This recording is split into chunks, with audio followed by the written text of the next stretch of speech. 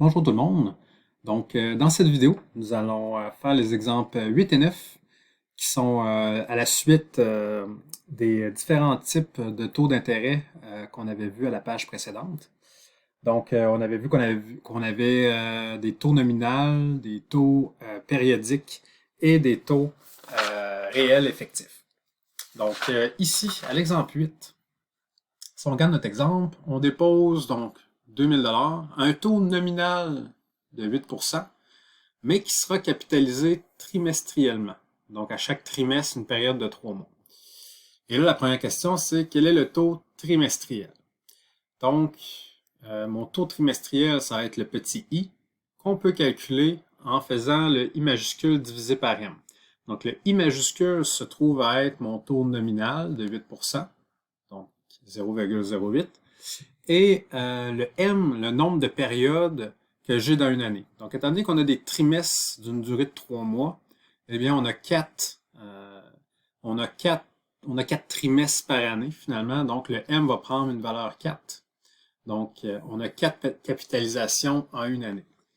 Donc, quand on fait la petite division, donc 0,08 divisé par 4, on obtient 0,02 ou bien 2%. Donc, ça ici, c'est notre petit i, qu'on va pouvoir se servir ensuite en B, etc. Donc, je vais descendre un peu. Ici, donc la question, sous-question numéro B. Dans combien d'années ce capital aura-t-il une valeur de 3000 $? Donc, ici, dans notre question, euh, on avait, on avait le present value, j'ai oublié de l'écrire. Donc ici, là, juste à rajouter, donc vous avez 2000, ça ici. Vous avez le C indice N, donc la future value de 3000, ça ici. On a déjà calculé en A qu'on avait un taux périodique. Le petit i qu'on utilise dans la formule, c'est le taux périodique, qui est donc de 2%, qui se trouve être le 8% divisé par 4 finalement. Et la question qu'on demande, c'est dans combien d'années ce capital aura-t-il aura-t-il une valeur de 3000? Donc on est à la recherche du n. On va le faire de manière algébrique et ensuite on pourra se servir de la calculatrice financière pour le déterminer. Donc si ici j'efface un petit peu, parfait. Donc en remplaçant tous les éléments dans la formule, donc on arrive ici où est-ce qu'on cherche à isoler le n qui est en exposant.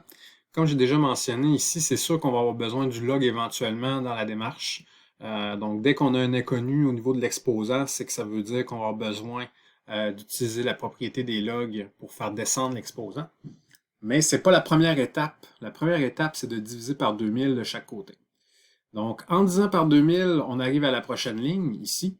Donc, j'ai 3000 divisé par 2000 que je peux simplifier en 3,5. Donc, ça ici, là, en biffant les zéros, on peut obtenir 3,5.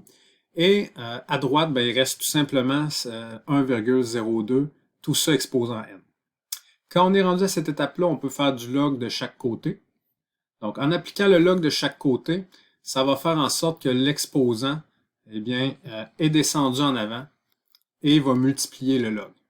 Et dernière étape, ben, on va devoir diviser par le log de 1,02 de chaque côté. On arrive à ça et il reste tout simplement à appliquer le calcul.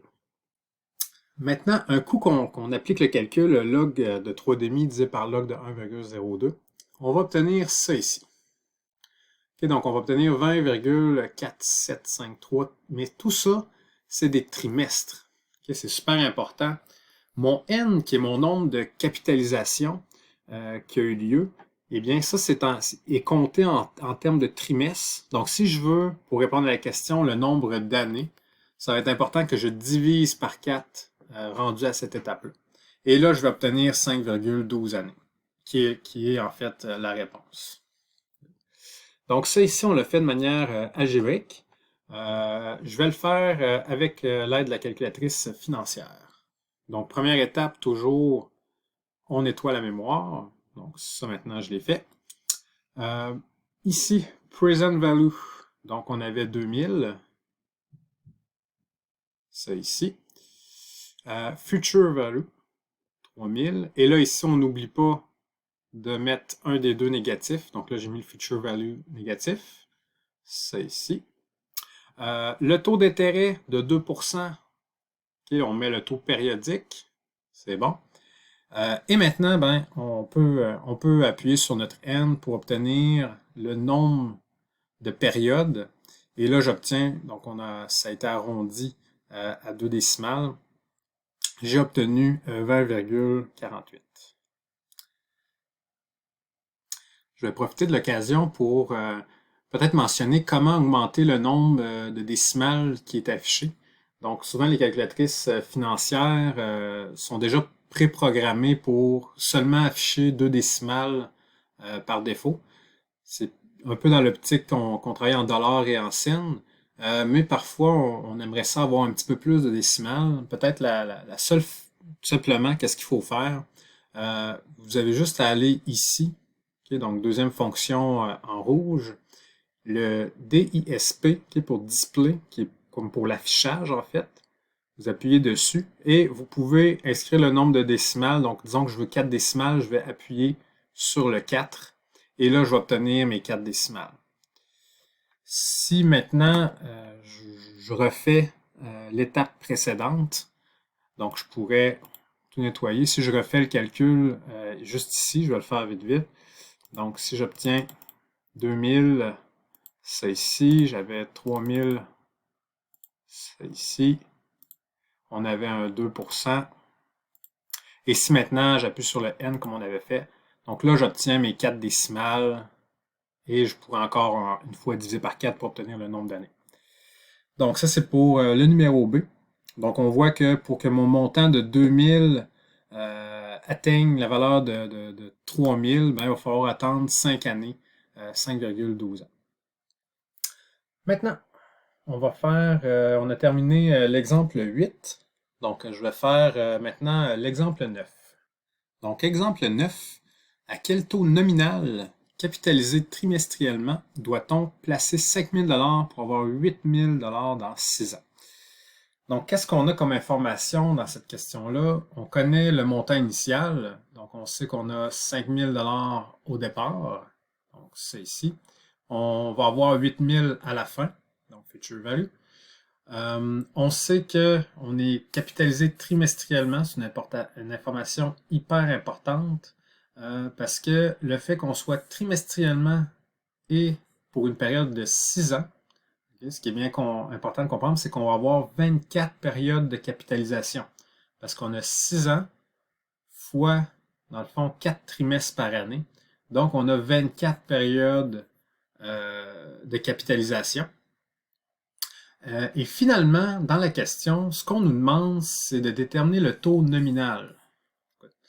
Ce qui est important de comprendre, c'est que dans ma formule ici, le I que j'ai, c'est mon taux périodique, okay, qui est obtenu par justement le taux nominal divisé par 4 ici parce qu'on est en trimestre et qu'on a 4 trimestres par année. Donc, l'étape, okay, on va le faire algébrique et ça va être un peu la même idée avec la calculatrice, c'est qu'on va d'abord déterminer le I et une fois qu'on va avoir le petit I, okay, le taux périodique, on pourra facilement obtenir le taux nominal ensuite. Okay. Et vous pouvez aussi tout de suite faire la petite correction, là. On va mettre le I majuscule ici pour représenter le taux nominal. Donc on commence. Algébriquement, on va faire ça. Tout simplement, ici, on remplace donc les différentes valeurs. On met le 8000, le 5000 et on avait 24 périodes juste ici. Donc, assez rapidement, on divise par 5000 de chaque côté. Donc, 8000 divisé par 5000, il va nous rester 1,6. Ça ici. On veut isoler le I. Donc, pour isoler le I, on va faire un exposant 1/24e de chaque côté. On va être rendu juste ici. Donc, en faisant l'exposant 1/24e de chaque côté, donc à droite, il a perdu son exposant 24, c'était le but. Et à gauche, ben, il a acquéri un exposant 1/24e. Maintenant, ensuite, ici, pour isoler le I, on y est presque. La seule petite étape qui reste, ben, c'est de soustraire le 1 pour le barrer.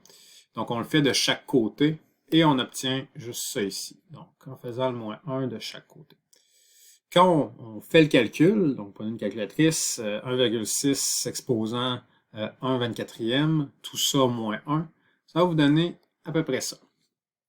Évidemment, c'est pas terminé parce que ce qu'on vient de trouver, c'était le I qui est le taux périodique, alors que nous, dans la question, on nous demandait le taux nominal. Mais on a presque terminé parce que si ça ici, c'est mon taux périodique, ben mon taux périodique est obtenu par le taux nominal divisé par 4. Donc, tout simplement, l'étape à faire, c'est de multiplier par 4 de chaque côté. Donc, on prend notre résultat, on multiplie par 4. Et on obtenait ça ici. Et là, je viens de me rendre compte que j'ai fait une petite erreur de retranscription. Donc, ça, c'est bien, mais quand je l'ai réécrit ici, c'est un 9 qui allait juste à cet endroit-là. Donc, une petite erreur, vous pouvez apporter la correction. Donc, mon taux nominal était ici de 7,91%. Donc, ça termine l'exemple 9 ici. Donc, vous voyez que les différents types de taux, ça devient important de vite les démêler. Ce qu'on doit retenir, c'est que dans la formule en soi, c'est vraiment le I, ça se trouve être le taux périodique qu'on utilise. Et ça a aussi une grande influence au niveau du N, parce que le N, c'est le nombre total de périodes de capitalisation. Donc, c'est plus seulement le nombre d'années, c'est vraiment le nombre d'années fois le nombre de périodes qu'il peut y avoir en une année. Okay? Donc, ici, on avait 24 périodes en tout au travers des 6 années. Donc, on avait 24 trimestres en 6 ans. Donc, une fois qu'on trouve le I, ben là, on peut facilement retrouver le I majuscule qui est le taux nominal et ça règle la question. Donc, c'était tout pour cette vidéo.